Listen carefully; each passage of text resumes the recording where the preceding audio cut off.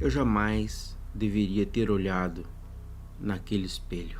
Esse é o lado que ninguém mostra. Eu me chamo Daniel e há um tempo atrás me aconteceu uma coisa muito intrigante. Era uma tarde normal.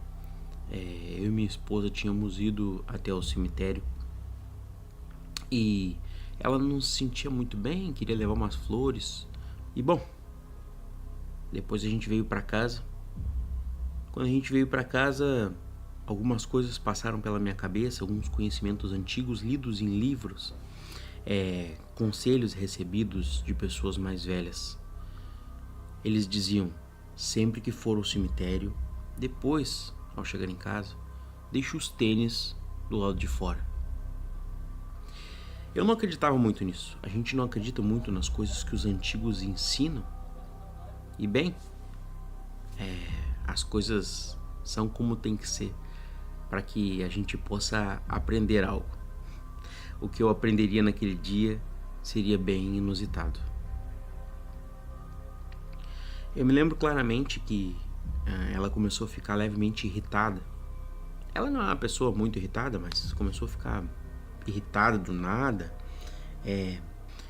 Algo muito peculiar de uma pessoa que está sofrendo com uma espécie de abuso psíquico, espiritual.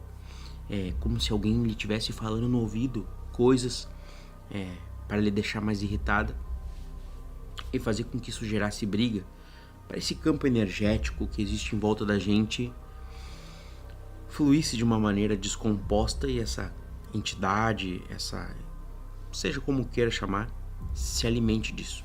É muito comum as pessoas brigarem por vários motivos depois que vão em algum lugar que está supostamente carregado, como se diz no vocabulário popular. Acontece que naquele dia algo diferente iria acontecer. Ela tinha ido para o quarto, a gente estava pensando em pedir um X, comum aqui na minha região. É uma espécie de sanduíche enorme que vem ovo e carne dentro. E a gente estava pensando se chamava um X ou não. E eu tinha ido até o banheiro. Até o meu quarto tinha um corredor enorme. Uma casa muito antiga, construída pelo meu avô. Que hoje a casa inclusive está abandonada. Ninguém consegue ficar lá por muito tempo. A casa foi vendida, mas ninguém consegue construir. E parece que as vegetações tomaram conta, pelo que eu fiquei sabendo da última vez. Hoje eu moro aqui nesse apartamento e a gente já não vive mais naquela casa. Bom, naquela casa tinha uma tensão enorme. Dizia-se que antigamente tinha sido construída em cima de um lugar onde se guardava cavalo, né? Eu ia dizer estábulo, mas não é bem essa a palavra correta. E dizia-se que antigamente muitas pessoas tinham sido açoitadas ali por não obedecerem aos senhores, né? Um terreno muito antigo, de uma cultura escravicionista, né? Uma coisa meio... Enfim, não se sabe muito bem o que aconteceu no passado. O que se sabe é que a casa tinha uma densidade e vivia tendo brigas desde a minha infância lá. E nesse dia, minha esposa estava sozinha no quarto, escolhendo o que ela queria jantar, e eu tinha ido escovar os dentes no banheiro, né? Eu me abaixei, estava escovando os dentes, estava assim nessa posição, e quando eu me levantei,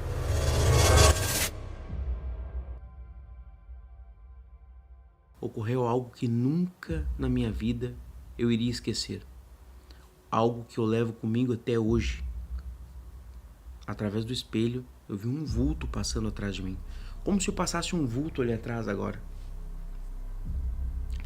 Ele era magro, alto, muito branco, com olhos costurados, a boca costurada e um saiote preto,